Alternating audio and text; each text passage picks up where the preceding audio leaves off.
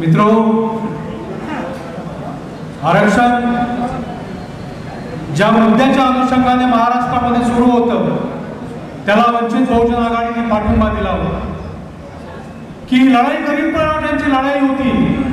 त्या गरीब मराठ्यांच्या लढाईला बाळासाहेबांनी साथ दिली होती, पण ही लढाई तिथपर्यंत मर्यादित न राहता ती ओबीसीचं आरक्षण हिरावून पाहत आहे।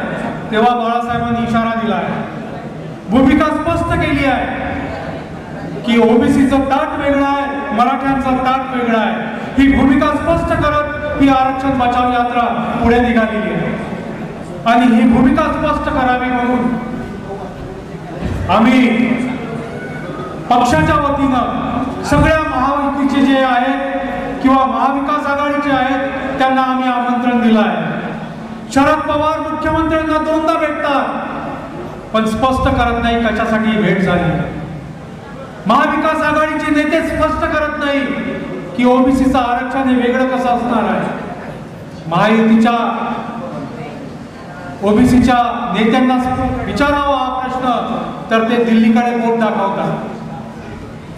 तेव्हा जे जे पक्ष या संदर्भामध्ये नरवा कंजरवा भूमिका घेत आहेत त्यांना आपण निर्धार केला पाहिजे की स्पष्ट भूमिका जर नसेल तर आम्ही तुम्हाला मतदान करणार नाही।